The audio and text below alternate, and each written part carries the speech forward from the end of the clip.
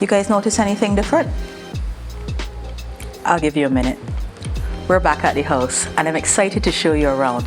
I'm also going to be answering 3 questions that I get pretty often. And I'd like to share with you a personal project that I'm very excited about. I'm Kelly Johnley and this is Bajan Renovation.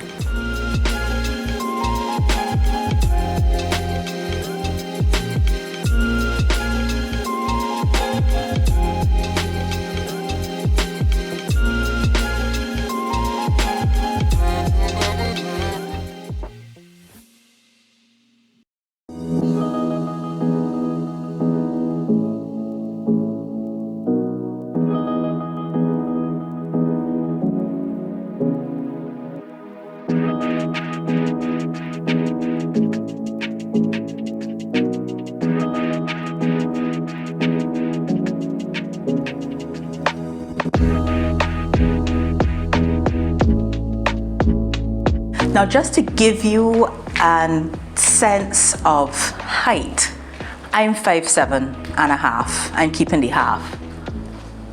You can see how much more of me it would take to get to the ceiling. Now, while you may not be able to experience it fully through the camera, the higher roof not only gives us more vertical square footage, it really does add a sense of airiness, a spaciousness. The house felt cramped before, and I know you can see the clear demarcation of where the roof was and where the extension that we have done.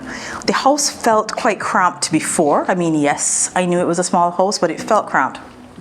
Now, it feels like it has what we call features of a much larger home. And I can already feel the airiness, which is great. So, needless to say, I'm extremely pleased. Also, I really need to consider this paint color because while I know that paint is one way in which you can spruce up a space, you see the height of these ceilings, nobody ain't going out there to change the paint anytime soon. So, decisions need to be made. So I know some of you are newer here. So, the major change in the bedroom is that the bedroom wall actually used to end right here. You can see where that extension is. And this area was the patio. So we have taken down the windows, taken down the wall, extended the patio, created an enclosure, and then of course the roof extension. So this particular room is the one that I would say has seen the most changes. And this is the master bedroom. So this is my daughter's room, and it is quite small. When it was purchased, it did not have any cupboards. I don't know how the previous owner used the space, but there were no cupboards in here. So we had to reclaim this part of the corridor to create cupboard space. Now that I see how high these cupboards could be, you know, I've already had this conversation with Jimmy. I want these cupboards to go all the way up. So yes, it will be a massive cupboard, but believe me, every suitcase, every set of bedding, everything that we do not use consistently or regularly is going to be stored up here. And of course, her things will be more accessible. So there are some questions that I get pretty frequently. Actually, it's the same question, but the answers change depending on where we are with the project. And the question is, what do you wish you knew then that you know now? So based on where we are now, I will share 3 things that I hope would be helpful to you if you are looking for a fixer-upper. First one is, what is a cosmetic fixer and what is a structural fixer? When you go to purchase a property, especially if you're using lending facilities, the bank is going to want to know about the integrity of the structure. Now, for a project like this, it was clear that there were structural issues. It was clear from the valuation and visible to the eye that the roof needed to be replaced and the house needed to be rewired. In addition to that, there was no working plumbing. The bathroom was also in a state of disrepair. Those are structural issues. The bank is concerned about structural issues because that affects the value of the property. They're not particularly concerned about your cosmetic changes. So for example, if you buy an older property and you want to change the color of the walls, or if you want to change your faucets, not concerned. They will be concerned about the structural changes that you want to make. Now, this is why those changes are important. In most instances, you cannot buy a fixer-upper and fix it when you like if you're using a lending facility. You have to be able to demonstrate to the bank upfront how you are going to fix it, and it has to be done within a certain period of time. So you don't have the luxury of saying, okay, I'm going to do the roof this month, and next year I'm going to do the plumbing because I'm not living in the house. No. Understand that when you use a lending facility to purchase a fixer-upper that has significant structural issues, you will have to do the work within a certain timeline.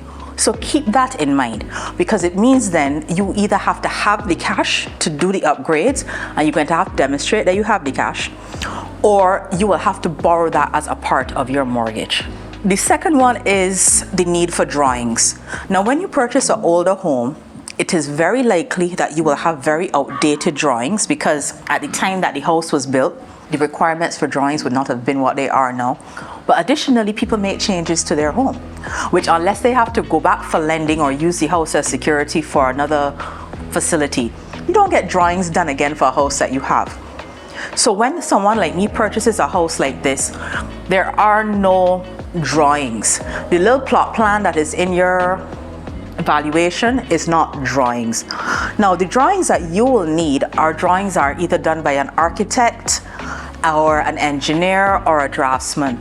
And these drawings not only show the measurements for the rooms in the house, but they also show important things like where the electricals are to go. They speak about things like plumbing. They speak about the size of windows and all of these things that we don't think are particularly important because we're so focused on the aesthetics. Now, did Kelly have drawings? Several people asked. No, she didn't. Was Kelly told to get them? Yes, she did. Did she get them? No, she did not.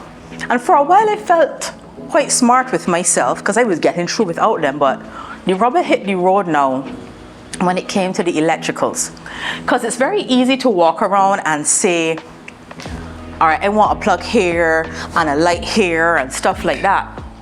But an electrician needs more information. They need information about your appliances. What type of appliances are you using? Where exactly are you placing them? That affects how the property is wired. Now, I would say that I was fortunate because the team that is working on the house is a core team, meaning that those who were there at the beginning will be at the end. They were able, because they're now very familiar with the property, to give some guidance as to where the electricals should go. Most people in Barbados don't renovate properties like that. We renovate piece. So we will get the plumber to come in at one point, and then another team will be the carpenters. The drawings are the blueprint which all of the artisans and the professionals are reading. If you do not have drawings, you can end up with some significant problems. And people like to say, I don't know why the electrician put this here, or the tiler do this, or the cabinet maker do that. Chances are they never had clear instructions to start with, and they're not working together as a team. Drawings help to solve that problem. So I got away with it, or at least to this point I have gotten away with it, but in hindsight, I should have listened and got the drawings done. Now, the third and final point, and for me it's probably the most important. The irony of building and renovating is this. You need to have money to be able to borrow money. So let me tell you what happens. Yes, you may go to your lender and they're going to lend you the sum of money that you need to do your renovation. And that sum may indeed be adequate. But as you may have seen from my experience and known from the experience of other people, you do not receive all your funds up front. There is a pause in many construction projects where the house has to get valued again and you make a submission to get your second disbursement. In that period between disbursements, which could be for some people a few weeks and others a few months, you need to know how you are going to keep your site going, because this is what can happen, right? So let's say I have the roofing team here doing some work, and I have used up all the money that was available to me to bring the roof or the project to a certain stage. The money is now finished. I've gotten my valuation done and waiting for the disbursement. What are you going to do with the team while you are waiting for these funds? They're not going to work indefinitely unless they're being paid. And what happens a lot of times is that teams move on to other jobs. So I could say, no, the bank is going to sort me out in 2 weeks. They're not going to sit down here for 2 weeks and do nothing unless I'm paying them. And then that 2 weeks turns into a month. So you will need to have access to some level of cash to keep certain aspects of your project going. And that ties into what I would have explained in a previous episode, that I liquidated my pension. You'll have to watch that episode to get the full story. But in order to keep this project going, I needed to make a cash investment.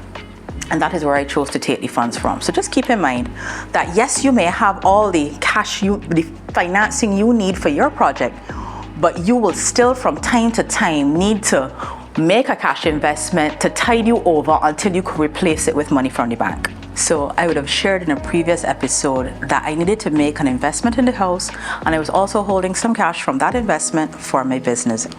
So my business is Pivot Productions, and one of the things that we now are, is that we're publishers. We do work for clients, media work for clients, but this magazine is the first one under our title. Now, if you're like great local content, I'd invite you to go and check out the Pivot series on Instagram. And I wanted to introduce you to this magazine because it is an extension of the work that we do in the show. Pivot magazine is a celebration of entrepreneurial Barbadian women.